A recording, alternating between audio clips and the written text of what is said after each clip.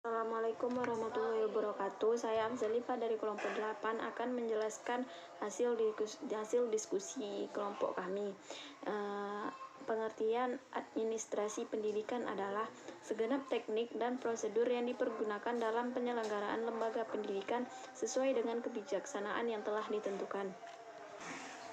Administrasi tata laksana pendidikan merupakan tata laksana pendidikan sering disebut dengan istilah administrasi tata usaha. Tata usaha memiliki dua kata, yaitu tata dan usaha. Tata adalah suatu peraturan yang harus ditaati, dan usaha ialah suatu usaha dengan mengarahkan tenaga pikiran untuk mencapai sesuatu maksud. Administrasi tata laksana atau tata usaha sekolah atau pendidikan merupakan seluruh proses kegiatan yang direncanakan dan dilaksanakan secara sengaja dan bersungguh-sungguh, serta membina kegiatan-kegiatan bersifat tulis-menulis di sekolah dengan semakin efektif dan efisien untuk membantu tercapainya tujuan pendidikan yang telah ditetapkan.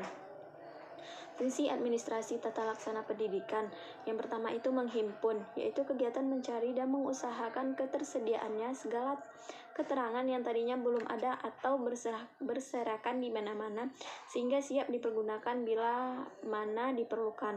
Yang kedua itu mencatat, yaitu meliputi kegiatan dengan berbagai alat tulis menulis mengenai keterangan-keterangan yang diperlukan sehingga terwujudlah tulisan yang dapat dibaca, dikirim, dan disimpan.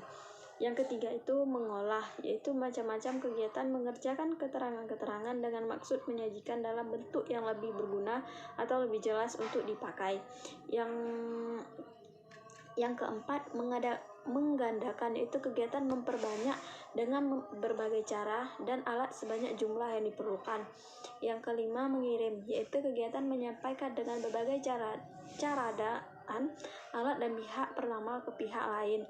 Yang keenam, menyimpan, yaitu kegiatan menaruh dengan berbagai cara dan alat di tempat tertentu yang aman. Yang selanjutnya itu peranan. Peranan ini dibagi menjadi 3. Yang pertama, membantu pelaksanaan pekerjaan pokok dalam setiap organisasi.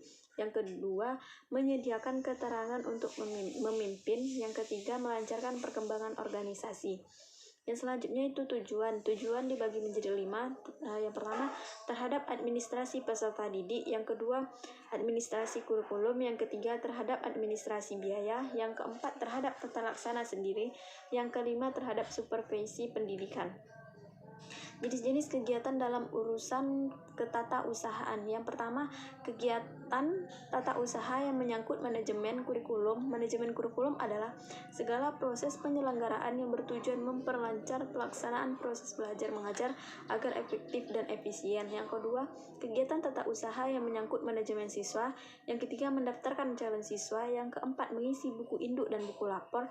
Yang kelima, mengurus dan mengatur warkat-warkat jika ada pemindahan siswa. Yang kelima, mengisi daftar presensi sampai menghitung presentasenya. Yang keenam, kegiatan tata usaha yang menyangkut manajemen personil. Yang ketujuh, melaksanakan pengetikan dan pengaturan warkat untuk pengangkatan sebagai pegawai negeri. Pegawai negeri mengatur permintaan tanda tangan dari kepala sekolah dan pengirimnya. Yang selanjutnya, membantu memperbanyak salinan surat-surat keputusan selampiran-lampiran yang dibutuhkan untuk pengurusan kenaikan pangkat, penggunaan hak cuti atau pensiun. Yang terakhir, menyimpan dan mengisi kartu pegawai, menyiapkan belangko-belangko presensi pegawai. Baiklah, itu saja yang dapat saya sampaikan. Materi selanjutnya akan disampaikan oleh Anggi Meranti. Baiklah, saya Anggi Meranti akan menjelaskan materi tentang administrasi keuangan. Administrasi keuangan adalah segala pencatatan dan keluarnya keuangan dalam membiayakan kegiatan organisasi kerja berupa usaha atau pembukuan keuangan. Tujuan administrasi keuangan sekolah yaitu pertama yaitu meningkatkan aktivitas efisien penggunaan keuangan sekolah, meningkatkan akuntabilitas dan transmisi keuangan sekolah, memaniakal penggunaan anggaran sekolah. Prinsip-prinsip mengelola administrasi keuangan sekolah. Yang pertama yaitu transmisi, yang kedua yaitu akuntabilitas, yang ketiga yaitu efisien, yang keempat yaitu aktivitas. Sumber-sumber dari pendanaan keuangan sekolah yang pertama yaitu biaya operasional, yang kedua yaitu biaya investasi.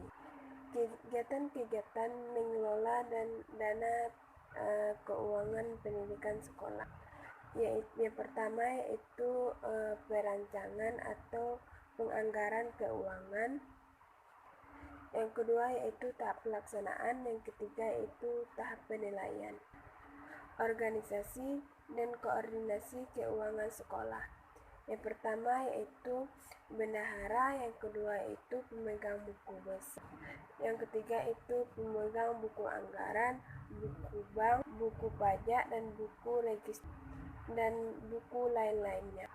Pembuatan laporan dan pembuat arsip tanggung jawab. Jawaban dari keuangan sekolah. Sekian dari saya, lebih dan kurangnya saya mohon maaf.